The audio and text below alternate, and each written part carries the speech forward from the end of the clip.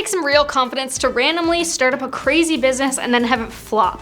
Or maybe it just takes millions of dollars. I'm your host Michaela, and today I'm going to talk about the top 10 failed celebrity businesses that cost them millions. And make sure to subscribe and hit that bell to stay updated on all our videos. Starting off this countdown at number 10, Schilling. Few business flameouts have been as bad as the one involving baseball pitching great Schilling and his video game startup company 38 Studios. Based in Rhode Island, the company produced exactly one video game, Kingdoms of Amalur. In 2012, Schilling laid off all 379 staffers at 38 Studios, then filed bankruptcy. But the problem extended just beyond his personal and business loans. Schilling and his partners had taken $75 million in loans from the state of Rhode Island. State officials had floated bonds to back the loans, luring Schilling's company away from Massachusetts, to which they could not repay. Everyone then very quickly lured up. The state sued, claiming 38 Studios used false financial statements to secure the public loans. In September 2016, Schilling and former 38 Studios executives agreed to pay just $2.5 million back to the state, leaving taxpayers on the hook for millions. The bankruptcy filing shows the company had $150 million in debt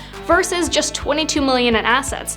Schilling says he spent $50 million of his own personal money on the business as well. Number 9, Britney Spears. Named after Spears' two favorite places, New York and Louisiana, the business Nyla opened in June 2002 in Manhattan's Dillon Hotel. The restaurant originally featured dishes with a Cajun and Southern flair, with dishes such as Southern sushi and fried okra, with prices ranging from $16 to $26 a dish. According to People.com, however, the restaurant received terrible reviews, was cited for several health code violations, and eventually began to suffer from financial problems. In an attempt to save the business, People reported Nyla underwent a menu overhaul in which the Southern cuisine was dumped in favor of Italian dishes, but this was not enough to keep the restaurant afloat. Less than 6 months after it opened, Spears severed all ties with the business, the magazine said. Number 8, Steven Spielberg. The brainchild of director Steven Spielberg and DreamWorks CEO Jeffrey Katzenberg. Dive was a submarine-themed restaurant in the shape of a neon yellow submersible. The restaurant's visitors were surrounded by metal catwalks, pressure gauges, and torpedo-shaped seats.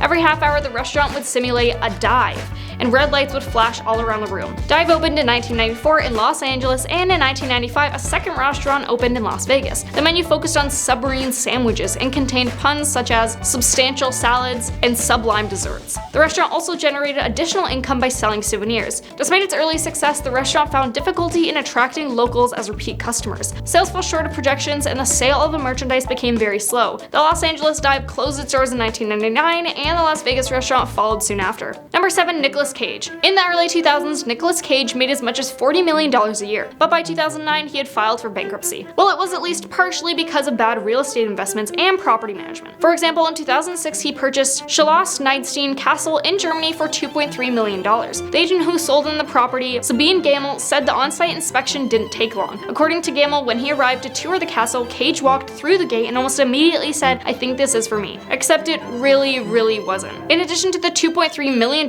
he paid for the 11th century castle, he reportedly spent double that on mostly just exterior renovations, but never got beyond that. He ended up settling it 3 years later, the year of his bankruptcy. His heart was not in it, the local mayor said. Unfortunately, that can't be said for his millions of dollars. Number 6, Nikki Hilton. As an heir to the Hilton family, Nikki Hilton should have the hotel business running through her veins, but as a disastrous attempt at starting up her own hotel chain proved otherwise. Hilton's first venture was planned as a 94-room luxury hotel on Miami's Ocean Drive, with a second location planned for Chicago. An Italian fashion designer was brought in to design the hotel suites. The hotel was scheduled to open in time for the 2007 Super Bowl in Miami and reportedly advertised a $1,000 per night at Super Bowl package. Unfortunately, plagued by delays, the hotel never actually opened its doors. The project filed for bankruptcy protection in 2007, and Hilton was later sued by the condo hotel developer, who claimed she didn't keep up her end of their business agreement. The developer said Hilton had promised to promote the project, and that she misrepresented her associates. The property eventually was put up for auction, and the Chicago project was abandoned. Halfway, number 5, Debbie Reynolds. In 1992, legendary film and music star Debbie Reynolds paid $2.2 million for the old Paddle Wheel Casino and Hotel,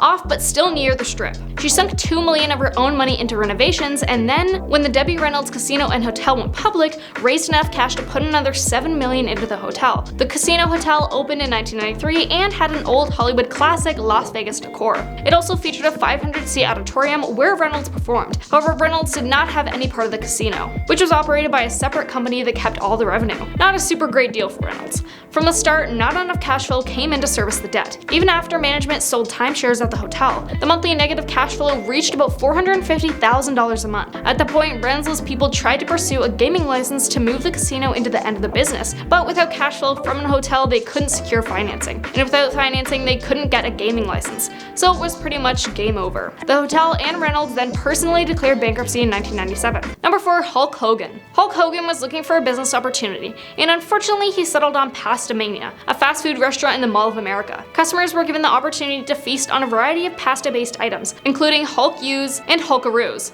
The restaurant was even promoted through World Championship Wrestling, but no amount of marketing could keep the business from closing its doors less than a year after opening. Hogan, however, hasn't fully given up on being an entrepreneur. Since then, he has launched his own energy drink, Hogan Energy, and has also attached his name to a line of microwavable hamburgers and chicken sandwiches called Hulkster Burgers, although who knows how long that's gonna last. Number 3, Mark Twain. Mark Twain, real name Samuel Clemens, as everyone who stayed awake in English class knows, is one of the most beloved American authors and also one of the country's first celebrities. He also had a bit of money, including some from his wife's inheritance, so he had a little bit of cash in his pocket in 1880, which is when he met James Page, an investor who was working on an automatic typesetting machine. The machine, Page claimed, would do better than human typesetters, and better than the linotype machines of the day. As Twain was very impressed, he gave him $5,000. 7 years later, he'd put $50,000 and an additional $3,000 per month as the project's main backer. He eventually bought the rights to the machine in 1889. As history tells us, linotype cornered the market on typesetting and Twain ended up bankrupt, with the Page compositor the biggest of his poor investments.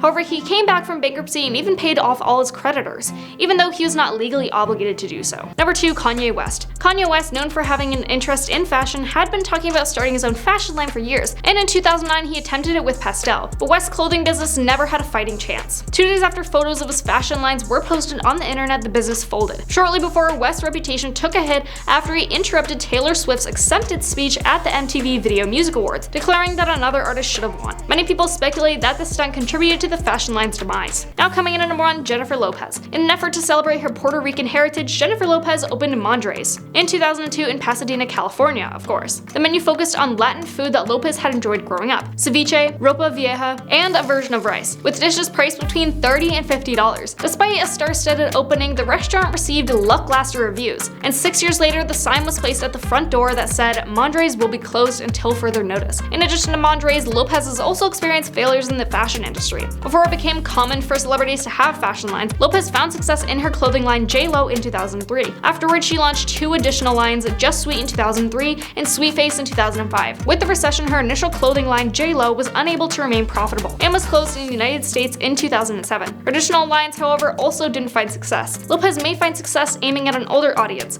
However, the singer had announced in 2011 that a new line would come out that fall at the store Kohl's, and it was doing well until 2020 when the store announced they would be cutting all ties with J.Lo's business. Kohl's, however, said that they cut ties with other companies as well because of the pandemic. But in the end, no matter how much money these celebs have lost, they probably still have millions left. Thanks for watching, and I will see you next time.